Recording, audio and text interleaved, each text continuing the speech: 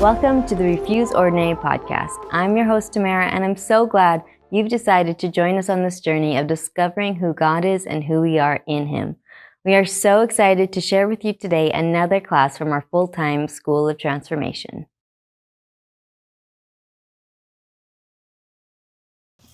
Okay, here we go. Topic this morning is barriers to spiritual growth. All right, so we are going to be in Romans 10 to start.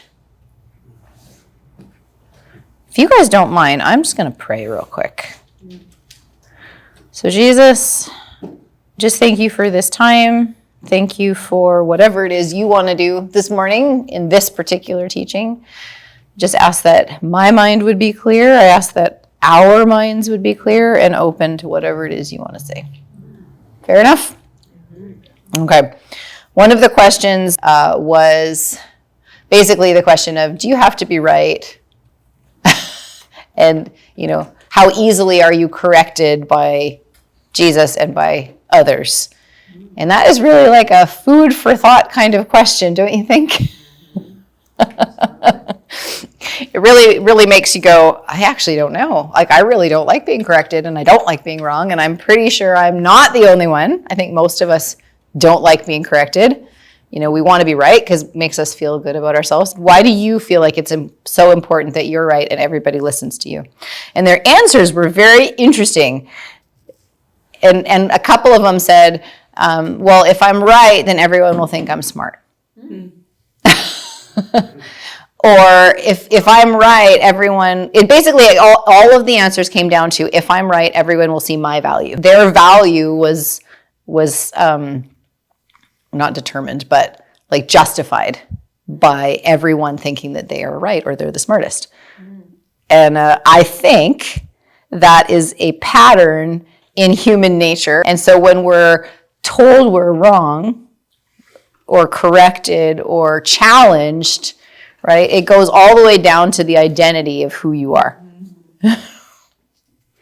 And so when we're talking about barriers to spiritual growth, the things that, initially years ago when I began to plan this teaching, the things that I was kind of thinking through initially were, like not reading your Bible enough, not spending enough time with Jesus, you need to journal more, you need to worship, you need to engage. Like, it's the things that you need to do to cause you to grow. Like, if you're not doing those things, that's the barrier to spiritual growth.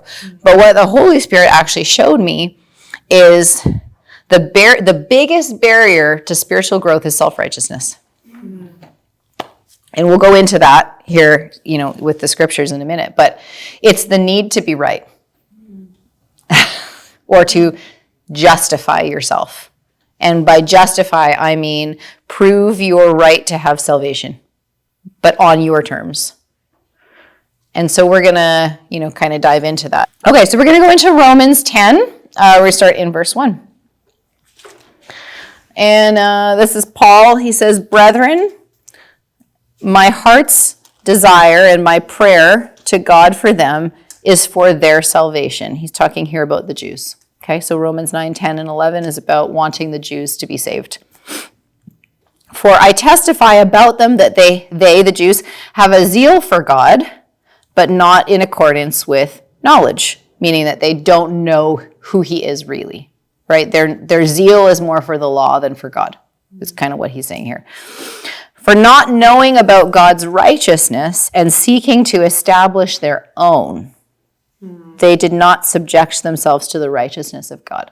That sentence there is really key to the point that Paul is making and to the point that I would like to make to us today, right?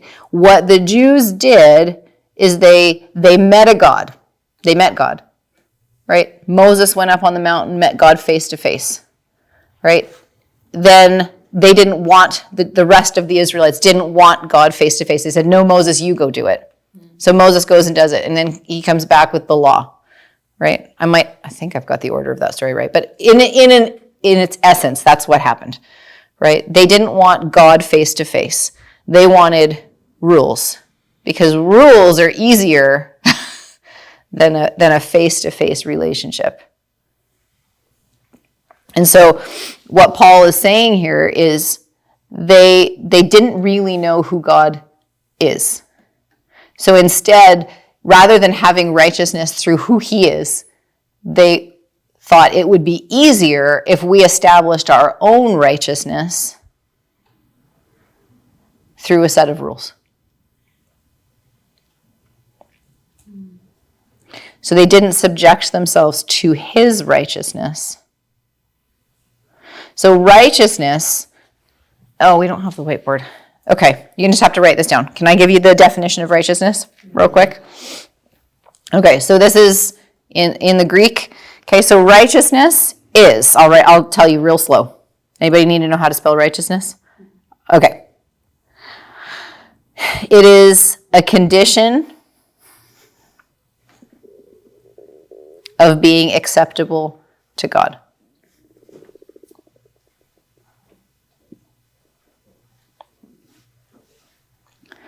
That's the short, there's a little more to it, but that's the shortest version of it. So it is when you are in a condition that is acceptable to God, aka you're forgiven, really, is what it is, right? You are forgiven, you are now back to how you were. Another definition is being as you ought to be. Again, the idea of going back to what you were created for, right? Sinless, blameless, face-to-face with God. It was as you ought to be, as you were created to be, as humanity was created to be. That's what righteousness or righteous is. It's back to the beginning, back to the original plan. It is forgiven, sinless, blameless. That's not the official definition, although you're welcome to write some of that down. Okay, so what Paul is getting at here is that the Jews preferred a law to make them righteous rather than God himself. Right? When we say yes to Jesus, when we say yes to dying to ourselves and being raised up with him, right? Dying to sin, the exchange that takes place when we receive Jesus, we trade our sin nature for his righteous nature, right? So either we do that on our own through good behavior, or we take on his righteousness by being forgiven and accepting the life that he's given us, the new life that he's given us. Right? But we can't have it both ways. We can't establish our own righteousness and accept his at the same time. Either we're doing it through our own strength, or we're accepting what he's given us. Right? I have to be right to prove my own worth. Right? The law is a way of proving your own worth. Following the rules means that I'm okay. Right? I am in right standing. I am as I ought to be as long as I follow the rules. Has nothing to do with heart, knowing who you are, nothing to do with who he says you are. All right, so going on here, for Christ, Jesus, okay, Jesus is the end of the law. Good news, right? It's the end of the law for righteousness. The only way before Jesus to be righteous was to follow the law, but Jesus ended that, right? Righteousness is now not supposed to be achieved through the law, through following rules. So he's the end of the law for everyone who believes. And then we skip down here a little bit to Romans 10:10. Okay? So here Paul says, "For with the heart a person believes, which results in righteousness." So it's not what you can accomplish through your own will, through your own decisions. It's actually a heart issue. Righteousness is a heart issue. And that word believes there, you can write this down or not, but I'll just explain it to you. That word believes has to do with putting your trust in something or being dependent on Jesus. So it's only the law ending for those who put their trust and dependency in Jesus. And that right there is the central point for the idea about barriers to spiritual growth. Your biggest barrier is going to be your dependence on yourself.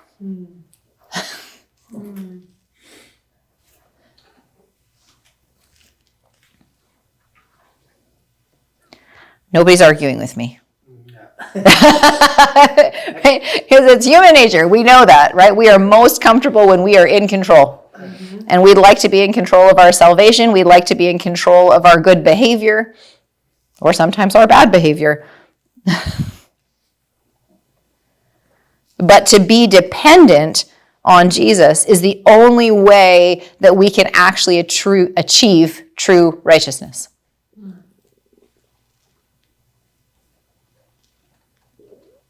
Because he is the only one that can make us righteous. Now, I will tell you, this isn't actually part of this, but Paul talks a lot in Romans about the idea of grace. And I think we talked about it as well in Salvation Month, right? Grace is, by Greek definition, grace is his influence on our hearts. And it changes the fruit of our hearts, basically. That's a nutshell. I could give you the actual word for word definition, but the nutshell of grace is when he influences our hearts to change. Which is why it says that we need grace so badly, because our hearts actually have to be transformed.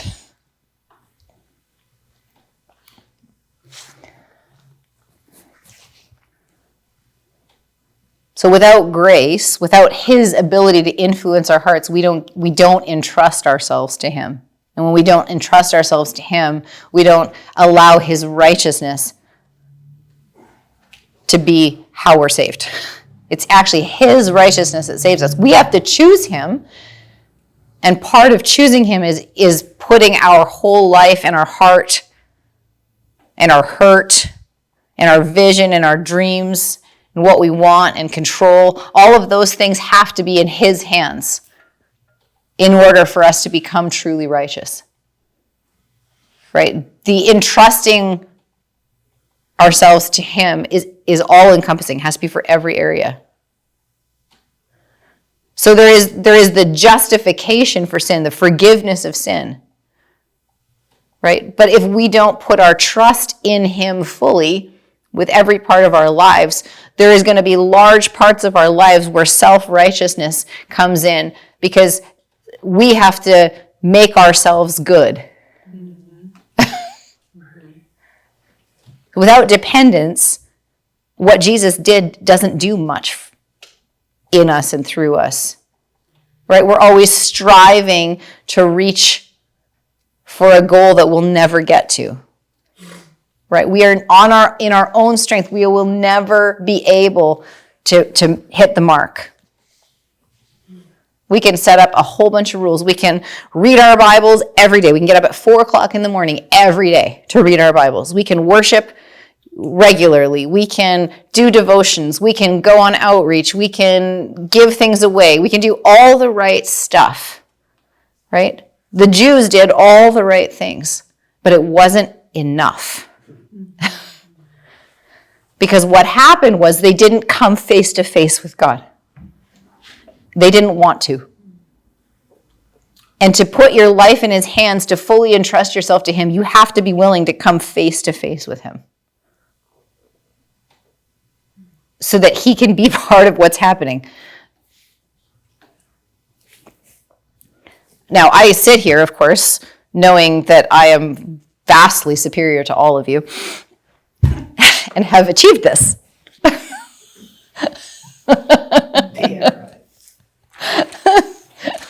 I'm there, guys. Follow me. I never struggle with control or fear or, feeling overwhelmed. That doesn't ever happen. It's not how I walked into the room today. Right? I love when Jesus lines up a teaching perfectly, because it's exactly what you needed to hear in the moment too. Right? And that's probably more accurate to where I'm at. Right? Is that I need to be reminded of this fact that he's in control. Not just in control in a general sense, right? But that if I entrust my life to him, he will take care of everything. Not just, how I'm going to feed my kids, but the places where I'm overwhelmed or tired. Never mind Well, no, because the places where we're overwhelmed and tired is often where our control comes in, right? Where he would actually like to reach in and help us walk through those things gracefully or in a place of peace. And when we have him with us in whatever's going on, right, then we actually walk through that righteously. If that makes sense, right? As we ought to.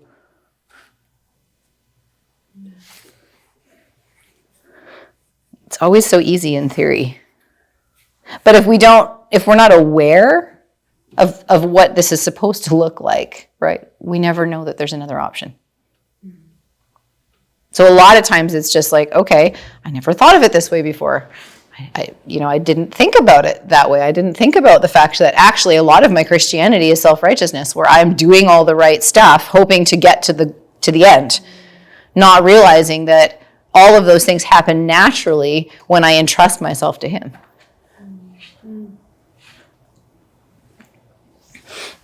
Okay, we should keep going. Let's see. Oh, the only thing I missed was resulting in salvation. So maybe I should go back a little bit. With the heart, a person believes or entrusts Jesus, which results in righteousness. And with the mouth, he confesses, which results in salvation. What comes out of your mouth is a great clue to who you're trusting in. Maybe I should say that again, because that for me was like an ow. Right? What comes out of your mouth will show you who you're trusting in.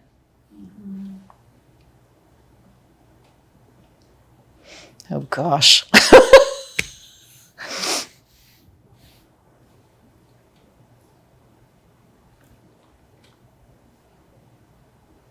And it says here resulting in salvation, but when it's self-righteousness, the things that come out of my mouth are always going to be about me. The things that I have to control, the things that I have to fix, the things I have to do to make myself okay. Right? For Jesus, for the world, for everybody. It's always going to be out of your own strength.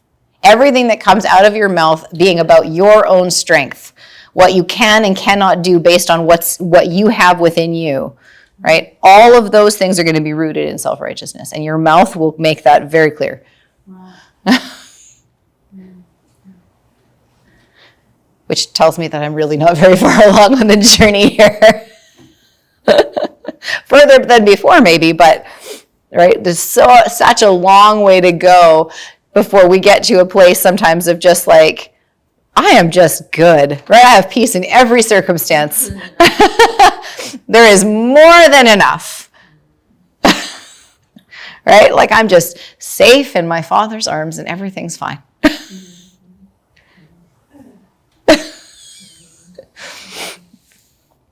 But when what comes out of your mouth is not about what you can accomplish, but what he can accomplish, right? Then you know that you're reliant on his righteousness.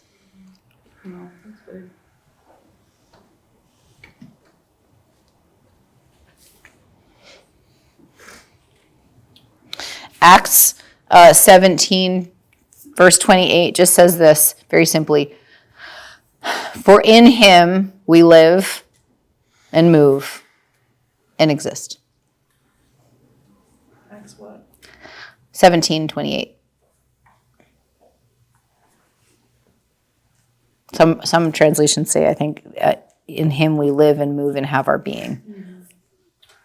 Right? That is for the believer. That is for the person who trusts in Jesus. Mm-hmm. Right? In him is how we live. And by live, we're talking about being alive. Right? We're talking about the abundant life, not the survival life.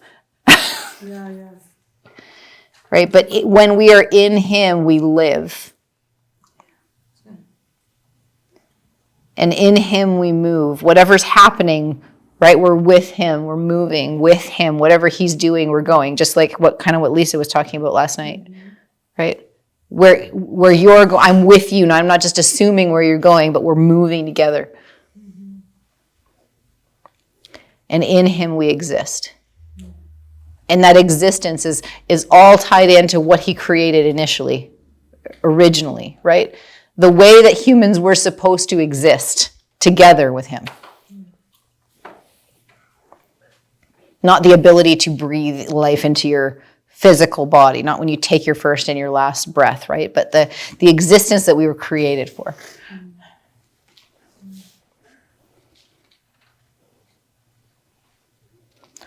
Okay, so we'll also talk here about, or we'll go into Philippians 3, verse 8.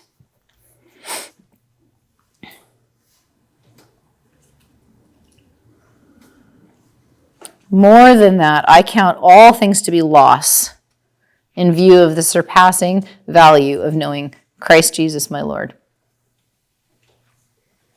Right?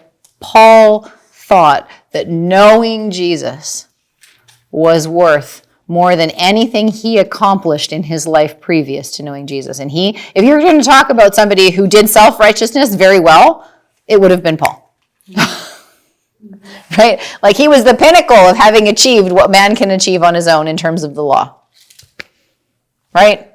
King Paul, king of the law, king of being able to do it on your own strength, king of following the rules righteously and well, maybe perfectly is a better way of putting that. Right? Because before this, he lists off all of his qualifications of being the Jew of Jews. But when that man says everything else is worthless compared to knowing Jesus, right? That is self-righteousness versus righteousness right there. And it is so easy for us to slip into just doing the right stuff. Because after all, I'm a Christian, right? I follow the law because after all, I'm a Jew. But it's not about that, right? It's about knowing him. That's what Paul is saying here. Everything else is useless compared to the value of knowing Jesus. And then he says, for whom I have suffered the loss of all things. I'm willing to lose everything because knowing Jesus is so much more valuable than anything I could have achieved on my own. But instead, I consider them rubbish, which that word rubbish, like they translate that so nicely, but actually it's like dung in the streets. It's just animal waste along the side of the road. He considers everything else to be poop.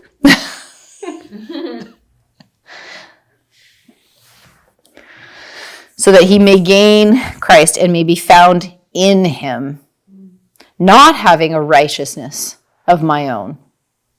Nothing that I could accomplish, which came from the law, derived from the law, but instead a righteousness which comes from God on the basis of faith. Right? And faith being knowing who God is. Right? Knowing who he is worth everything. It is the only thing that can save us.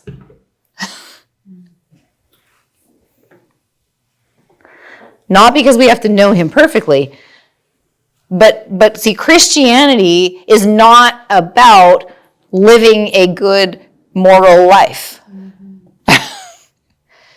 Christianity is about knowing who Jesus is. Period. And as we find out who he is, our righteousness comes from him. We do it, we're so twisted in our humanity. We want a set of rules to follow so that we can be saved in the end. Yeah. and it's not about that at all. All of our righteousness, all of our good decisions are going to come out of our relationship with him. That's it. Not out of the shoulds and should nots.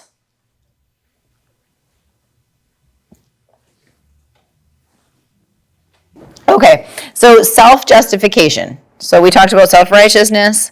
Self-justification is kind of like its cousin. Okay, so self-justification, right? It is the place where the four-headed monster just lives and breathes. Wow.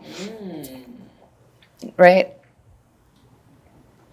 And it is, the reason it's a cousin is because it is so closely related to how everything affects our identity. You know, if I'm right, that means that I am smart. If I'm right, that means, right, that I'm important, right?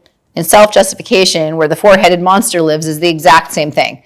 It's just a slightly different angle on it. Self-righteousness is trying to achieve righteousness through our own strength, but self-justification is still about needing to feel important, needing to feel valued. And so when we don't, right, we go into bitterness and envy and offense and jealousy, things like that. And it can go into our Christianity pretty easily. Right? Because our Christianity then becomes about making sure that I'm never wrong or that I have to protect myself. But all of that is really just about the fact that we don't know who we are, which comes back to not really being face to face with him.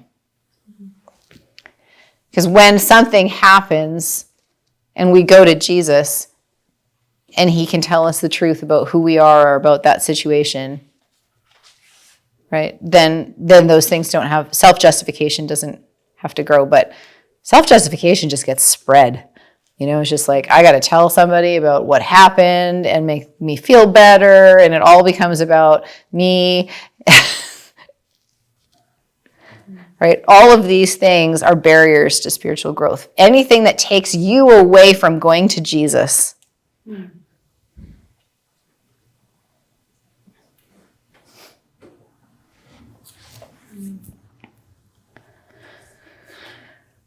Okay.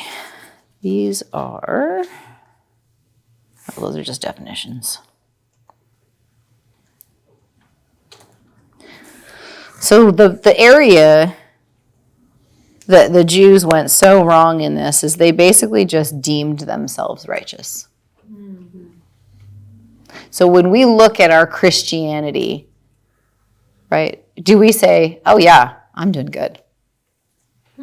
And I'm not saying we live in a space of I suck, you know, I'm the worst human ever. That's not what I'm talking about. But do we look at our Christianity and go, oh yeah, I'm doing good?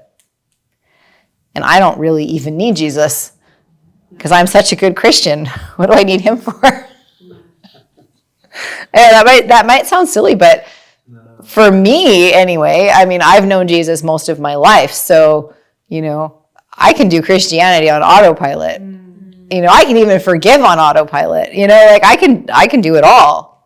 You know, not all, but a lot. I can do a lot on my own. You know, there have been times in my life where situations have been so big that I was like, oh, this is what people mean when they say they really need Jesus. Yeah. Seriously, I know that sounds ridiculous, but we actually can go there. Well, that was the sin in the garden, wasn't it? Adam and Eve decided they didn't need God anymore. Yeah, that's true. They wanted to be like him, so they didn't need him. You know, maybe some of you are like, I have no idea what you're talking about. I have always needed Jesus. I have always felt like I'm drowning. But there are often ways, you know, okay, so here's just a really silly little example. When you read the Bible, are you reading it with him? Or are you just reading it out of your own understanding? I'm not talking about having like supernatural revelations in every way that you read the Bible. Like, you know, that would be Gnosticism, and we don't want to do that, right? That I'm having some special revelation that no one's ever had before. That's not what I'm talking about. I'm just saying, like, are you reading it through your own strength, your own knowledge, your own ability to understand? Or when you read the Bible, are you reading it with him? Are you and Jesus spending time together reading his word? You know, it's a silly little thing. It's just a small slant. You know, you're still reading it. You're still absorbing the truth. Your brain, you know, your eyes and your brain are working together and you're understanding. But, you know, that can be the subtle difference between self-righteousness and righteousness. I'm not even saying anything bad comes out of reading it without him. He can use it, but, you know, is our perspective that we're so dependent on him for truth. So dependent on him for wisdom, so dependent on him for what do I do now? So dependent on him for rest and peace and joy. Does that make sense, what I'm getting at here? And yeah, I absolutely fall into the same category or the same traps. We do the same thing with worship. We stand there and we sing, and half the time we realize, oh my gosh, I didn't even connect with you. It's just the same thing. Those are easy ways to see it, but we do it in most of our life. And there is a way to walk through life with him where you and he are just working together. It's kind of like a married couple who have been married for a really long time, and they're just like really on the same page. They don't have to necessarily consult each other on every little detail. It's like, should I turn left, husband? But they just know each other so well that it's like, as I'm making decisions, we are making decisions. As I'm valuing something or deciding what is valuable or which way to go, I already know your heart on this. So, we're just moving together, right? I'm not talking about assumption. I'm talking about just two people who are so together, who are so one, And we can grow into that with him, where it's like, things happen that are hard in a moment, right? And it's not like you have to take a major time out. It's just like he's there with you in it. That's kind of where we're going, hopefully. And sometimes we need the time out. I need the time out, right?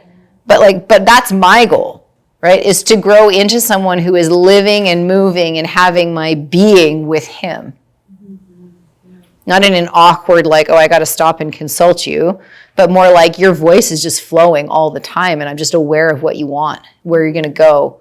That is something that has been cool since George died, is that I've begun to have that more with Jesus, where it's just like, just in everyday moments, he's just a little whisper, stop, yes, no, just listen, say this. Right? I'm not stopping and having like a big, okay, Jesus, what do I do right now? Right? It just comes because we're together. Right? So there are places where it's like, yeah, I've grown here. I can see that I've grown here. And then there's other places where it's like, oh my gosh, I am really, really operating on my own here in this area. Right? So we're all of us have to grow in this. But being aware of what the barriers are to growing, right, is really important to understand that thinking you're fine on your own and you can do Christianity without him, that's a big barrier. And even though that may not be a conscious thought, we can sometimes see it in small areas. And then there's other times and seasons where it's like, I literally cannot get out of bed without you. Because I am desperate and so overwhelmed and just drowning in whatever it is that life has handed. Sometimes those seasons are good or nice because it's like it or not, you're with him, because that is the only way to do this. Sometimes it's when things are going well that it's, we forget. Thank you for listening to this episode of Refuse Ordinary. We hope you were encouraged, inspired, and even challenged to seek more of who God is and who you are in him. If you have any questions about the School of Transformation or would like to apply for our next semester, please go to transformationschool.org or send us an email at info@transformationschool.org. See you next time.